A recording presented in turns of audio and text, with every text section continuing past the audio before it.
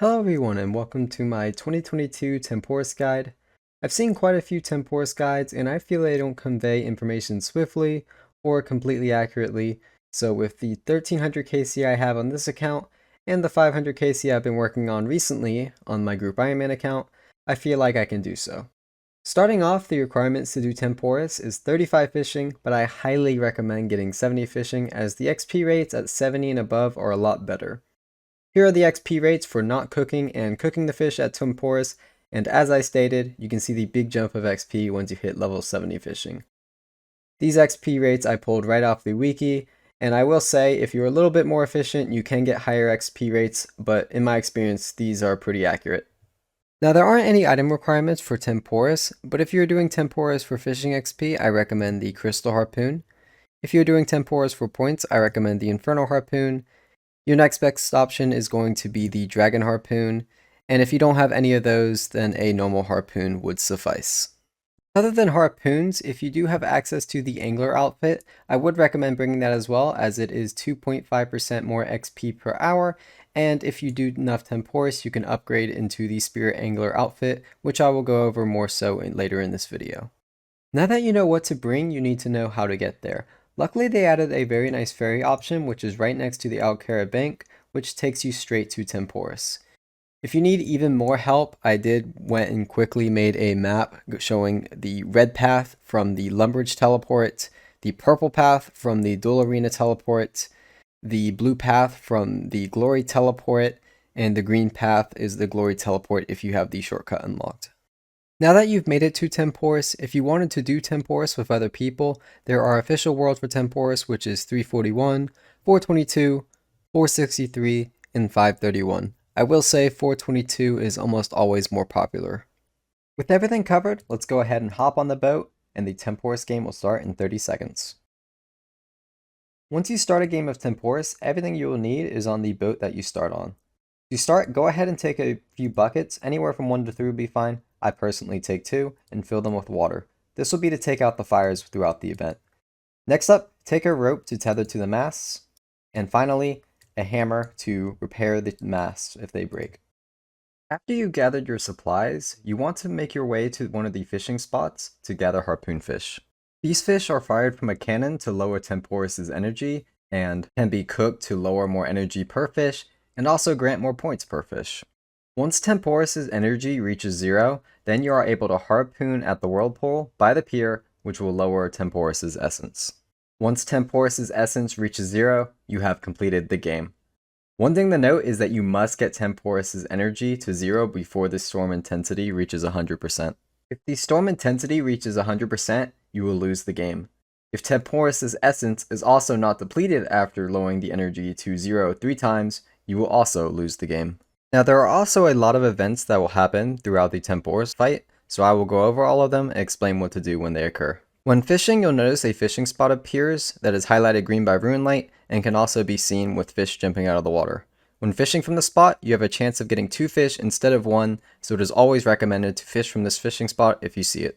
Throughout the fight, Tempoross will shoot a wave at you, signaled by a colossal wave closes in your chat box and your screen starting to turn blue. When this happens, tether to a totem pole or a mast on the ship, and then you will be safe. It is noted that you will need a rope to tether, unless you have the Spirit Angler outfit, which will allow you to tether without having a rope in your inventory. Sometimes after tethering a mast or a totem pole, it will be destroyed after the wave hits. This can be repaired by clicking on it with a hammer in your inventory. This will reward you with construction XP, as long as the player has a player-owned house.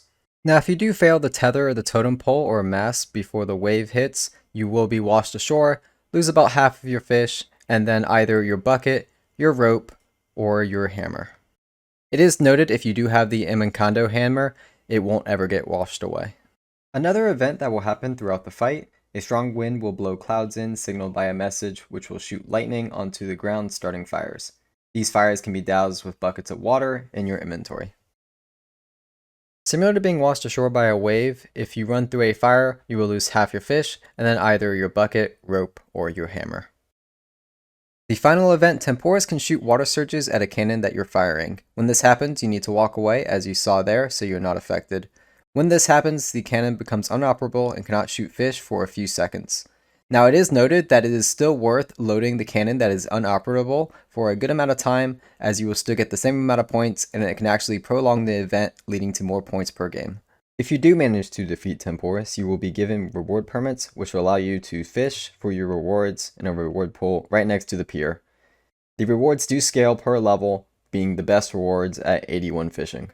Now that you know the basics, I'm going to take you through a live game trying to explain the more advanced mechanics.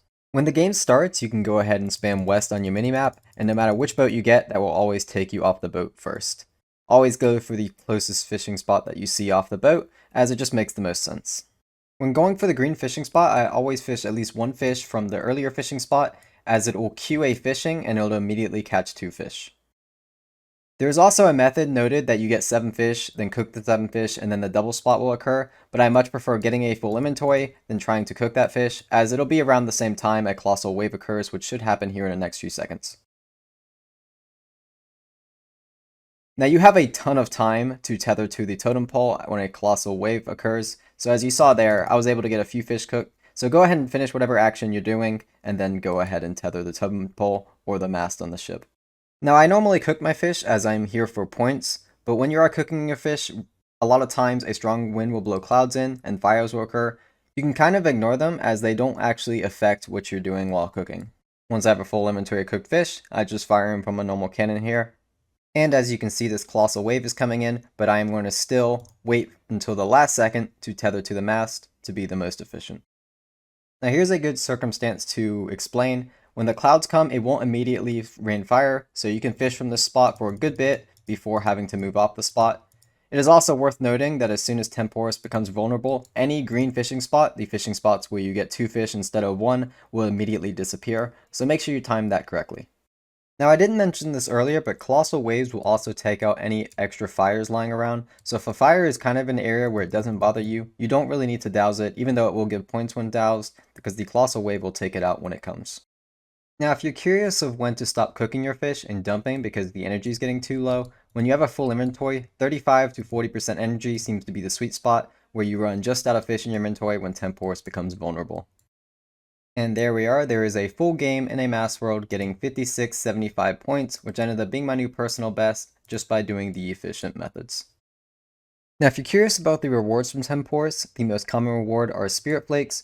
These provide a chance to catch a double fish, similar to the Rod as a Blessing effect. You can also use them to upgrade your angler's outfit to the Spirit Angler outfit, and they can also be used to turn your heron into a blue heron, which is the fishing pet. Other than that, you can get a tackle box at a rate of 1 in 400, which just stores a bunch of fishing supplies. You can get a fish barrel, which I find very useful, especially for things like carambons, which can be used to have basically 2 inventory spaces for fish, kind of like a looting bag specifically for fish. There's a 1 in 1600 chance of getting a big harpoon fish, which can be used to mount in your house. You have a 1 in 8000 chance of getting a dragon harpoon, which you can just be sold, or it can be an upgrade for doing more Tempoross. You have a chance of getting a tome of water, and also soak pages, which can be used in the tome of water, which provides infinite water runes, as well as some other minor effects with water spells. You also have a 1 in 8000 chance of getting the pet, which is Tiny Tempor, which I luckily have myself as I've done quite a few Tempoross games. I hope this guide is beneficial to you guys new to Tempoross. If it is, the best way you can let me know is by liking this video and subscribing for more content. I know everyone says it, but it really is the most beneficial thing you can do for me. Luckily for you guys that are interested in more loot from Tempoross, on screen now and in the description should be a link to loot from 1000 Tempoross, 5000 Tempoross, and loot from 300 of the Tempoross caskets. I will also be uploading a loot from 500 Tempoross soon, part of my episode 50 of the Group Iron Man special, so I hope to see you guys there.